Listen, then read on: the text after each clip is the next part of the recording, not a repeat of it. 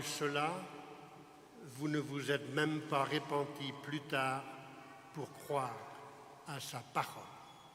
Acclamons la parole de Dieu.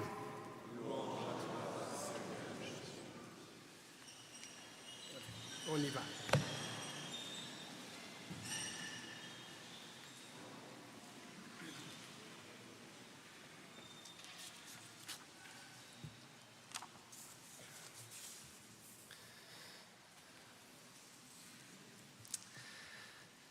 Frères et sœurs, la semaine dernière, dimanche dernier, à la messe, nous entendions la parole du Christ qui racontait cette histoire avec un maître de la vigne qui allait chercher des ouvriers pour travailler à sa vigne.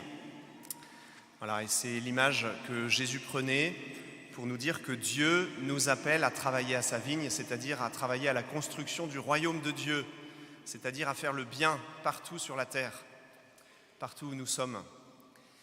Et nous nous souvenons que dans cette parabole, le maître de la vigne sortait très tôt le matin et puis il revenait à 10h, à 9h, puis à midi, puis à 15h, puis à 17h et il venait chercher des ouvriers. Il leur disait « Allez à ma vigne, allez vous mettre au travail, allez faire du bien dans le monde, j'ai besoin de vous ».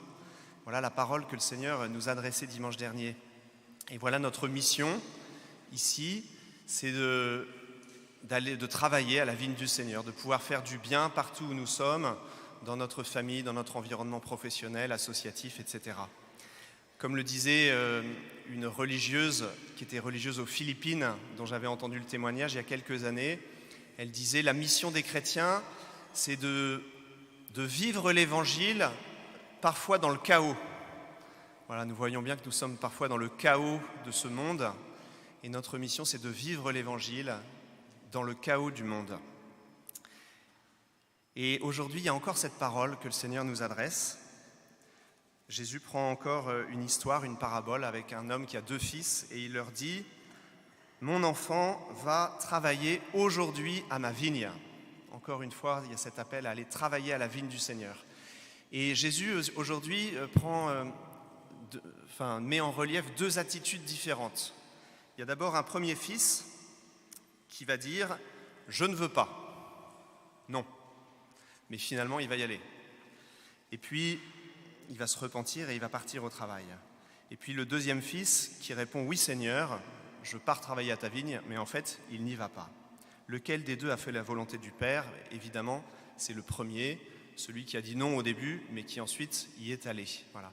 Parfois, nous-mêmes, nous sommes un peu comme cela, on rechigne un peu à aller faire le bien, et puis finalement, ça qui est intéressant, c'est que le Seigneur permet toujours cet espace qui est l'espace de la conversion, où on réfléchit, on se dit « mais en fait c'est idiot, pourquoi j'ai dit non ?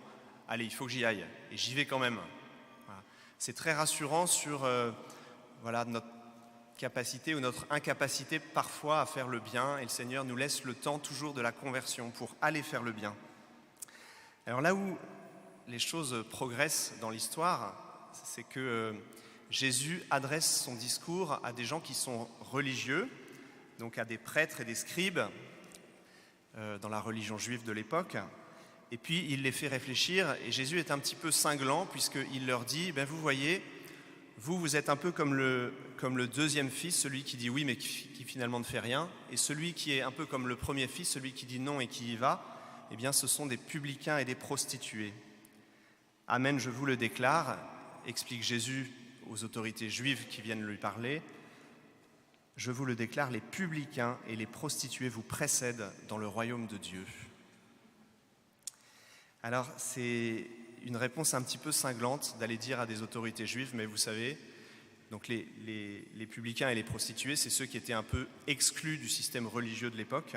Et Jésus dit, les publicains et les prostituées vous précèdent dans le royaume de Dieu.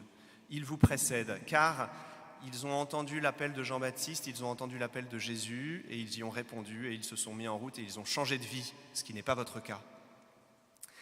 Alors, cette petite histoire m'a rappelé les propos du pape François qu'il a tenus au JMJ à Lisbonne cet été. Le pape François nous rappelait la chose suivante. Au JMJ, il y avait 1,5 million de jeunes, vous le savez. Et puis dans son discours d'ouverture des JMJ, le pape François disait la chose suivante. Il rappelait que l'Église est faite pour tous, pour tout le monde. Et il a fait répéter cette phrase à tous les jeunes qui étaient là, « Todos, todos, todos ». L'Église est faite pour tous. Je vous cite le pape François. « Chers amis, je voudrais être clair avec vous. Il y a de la place pour tout le monde dans l'Église.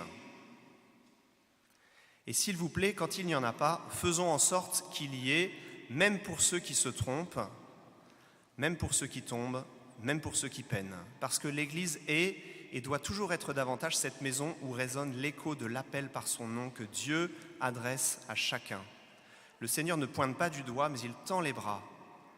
Jésus nous le montre sur la croix. Il ne ferme pas la porte, mais il invite à entrer.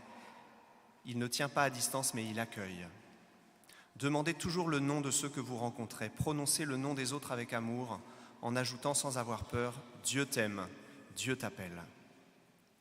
Voilà, de même que Jésus disait, « Les publicains et les prostituées vous précèdent dans le royaume de Dieu », le pape nous dit, « Chacun a sa place dans l'Église, quelle que soit sa situation personnelle, quelle que soit sa situation familiale, professionnelle, quelle que soit son histoire. » Et parfois, avec toute la vie un peu en vrac que nous pouvons connaître les uns et les autres, nous avons tous notre place dans l'Église. Je me disais, même l'escroc du coin a sa place dans l'Église. Même l'escroc du coin. Jésus a suffisamment fait scandale à l'époque en allant déjeuner chez cet escroc de Zachée. Et Zachée a changé de vie finalement après avoir rencontré Jésus. Matthieu le publicain, qui vivait un petit peu aux dépens de son peuple en collectant les impôts, a été appelé à devenir apôtre. Il a changé de vie en rencontrant l'amour de Dieu. Voilà, c'est comme si parfois il y a quelque chose qui traîne dans notre tête et on se dit, ou on s'était dit peut-être dans le passé, quand tu auras ta vie en ordre, tu rentreras dans l'Église. Mais le pape François nous dit un petit peu l'inverse, il nous dit, tu es dans l'Église, tu as ta place dans l'Église aujourd'hui. Alors mets-toi à la suite de Jésus et ta vie va s'ordonner. Tu fais partie de l'Église déjà. L'Église est une mère, comme dit le pape François. Elle accueille tout le monde. Et ensuite, chacun fait son chemin dans l'Église, à la suite du Christ. Et ça laisse la place à la conversion. Alors frères et sœurs, peut-être retenons ces deux idées aujourd'hui, avec ces lectures.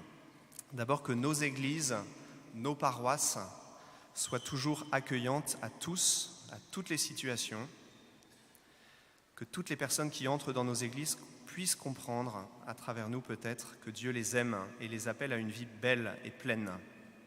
Première idée. Et deuxième idée, entendons encore cet appel du Seigneur qui nous dit « Va travailler à ma vigne ».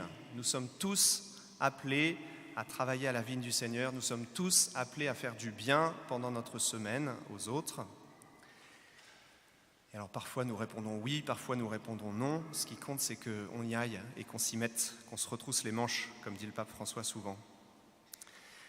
Il y a un troisième personnage qu'on pourrait ajouter à la parabole de Jésus, un troisième fils, c'est Jésus lui-même. Jésus, lui, est ce serviteur qui dit oui tout de suite et puis qui y va tout de suite.